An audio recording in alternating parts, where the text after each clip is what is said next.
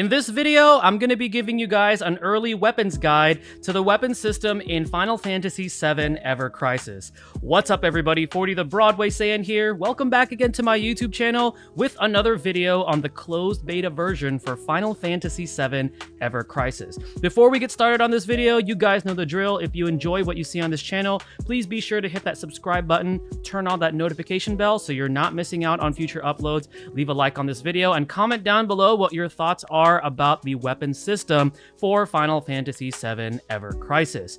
Now, because this is a closed beta, I did specify that this is an early guide because when the game does officially release, some things could potentially change. However, if they don't really change upon the official release, you guys can always reference back to this guide, so then that way you'll get a head start and have a better understanding of the weapon system for Final Fantasy VII Ever Crisis. So without further ado, let's just go ahead and jump right into the weapons.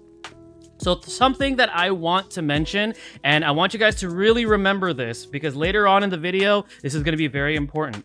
Every weapon has a 3-star, 4-star, and 5-star. I double-checked the current banners that are currently out just to make sure that I was correct on that. And from the looks of it, every single weapon has a 3-star, 4-star, and a 5-star version. So keep that in mind because that's going to be very important. So let's go ahead and click on a weapon here. We're going to click on Red 13's. I have the 5-star version of the Junk Collar. As you can see right there, those are the stats that you're going to be getting when you equip this weapon.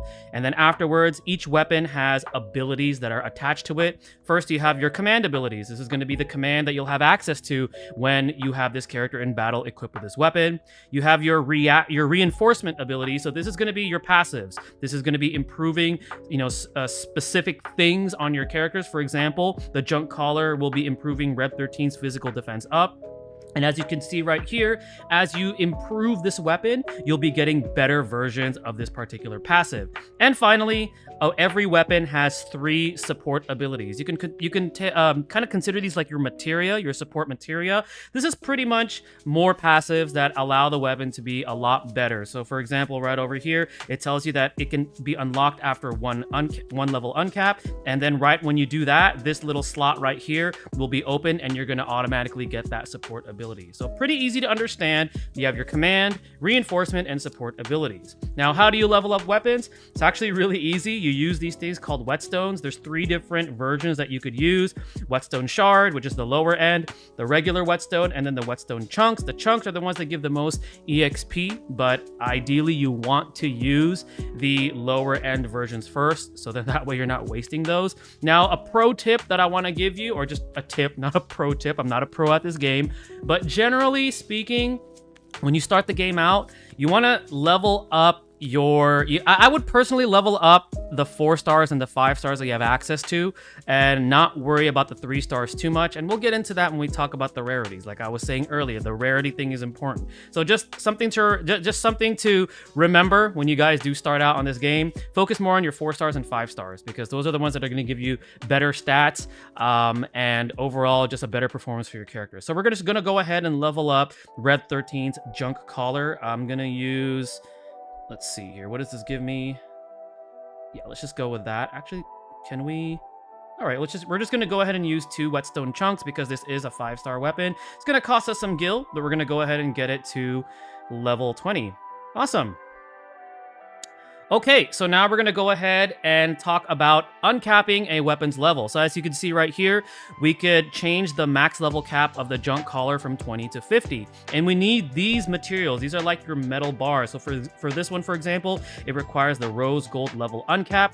As you get access to higher level caps, you're going to need higher version rarities of these particular materials. And if you click on it, it actually tells you where you could get these particular enhancement materials. So for example, for the enhancement quest for the rose gold, the first version of it, this is where you could get it. If you want to get it from multiplayer or chocobo expeditions, shop, exchange, it tells you all right there. So it's very easy to navigate, so then that way you're not lost and trying to figure out where you can get these materials. Now I don't have enough to get Red 13's Junk Collar to level 50, but that's pretty much how it looks like right there. Okay, so now we're gonna go ahead and talk about rarity. Remember when I said every single weapon has a 3-star, 4-star, and 5-star, okay? So we're gonna go ahead and go into Barrett's 3-star solid bazooka.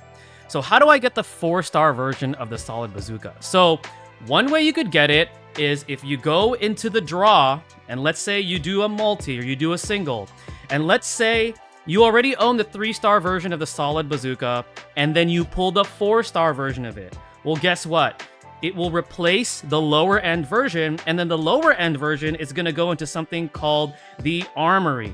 Now, the armory is going to be where all of your dupes are housed, or the lower end rarities of the weapons you already own. And this little button right here called auto convert, okay?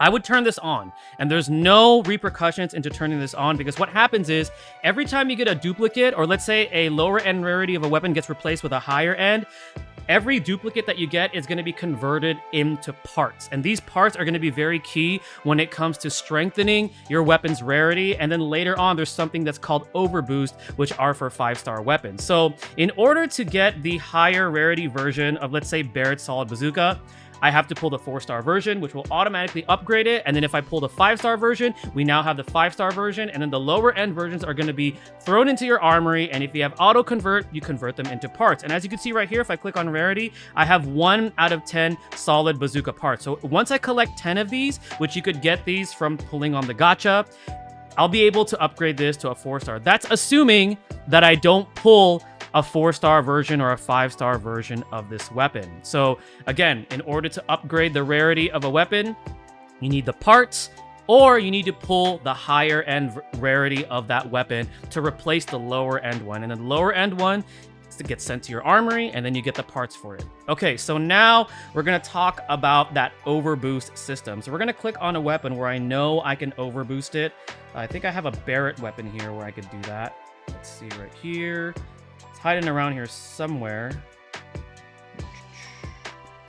Oh, there it is. Okay, so I already have this overboosted to by 1 star. So this is a 5-star version of the flame projector. As you can see, I have 1 star at red already because I've already overboosted it once. The overboost functionality is essentially you're boosting the rarity of a 5-star, but you're not really changing its rarity. All you're doing is really improving its stats even further. Now, in order to overboost by 1 star, you do need 200 parts of that particular weapon. Now, the 5-star version, if I'm not mistaken, if you pull a 5-star dupe of a weapon, you are automatically given 200 parts of that weapon, so that gives you 1 overboost. However, if you pull the lower end version, such as a 3-star and 4 stars, you don't get 200, but you at least work your way towards it. So you could eventually get a weapon to fully overboosted as you continuously pull on the gacha whenever you have the necessary materials or the necessary currency available. So we're gonna go ahead and overboost Barrett's weapon.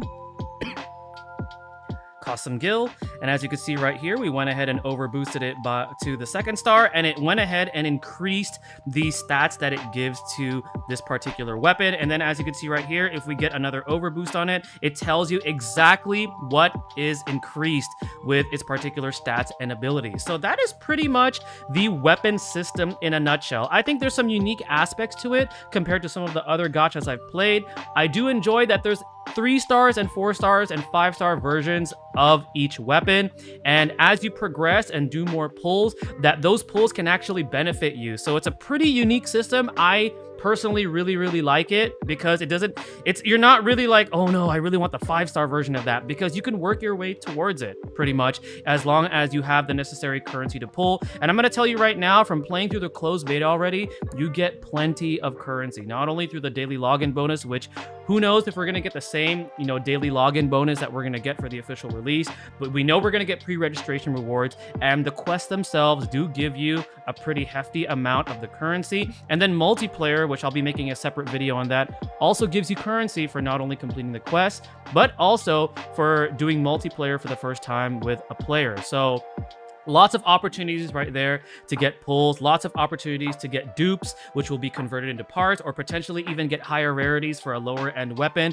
So then that way you'll upgrade its rarity automatically. But that is the weapon system in a nutshell overall. If you have any questions, or if you feel like I missed out on something, please let me know in the comment section below. And again, this is an early guide, so if things change, this guide could potentially be obsolete. But if things remain the same for the official release, please feel free to reference this guide, as it will be very helpful in helping you understand the weapon system in Final Fantasy VII Ever Crisis.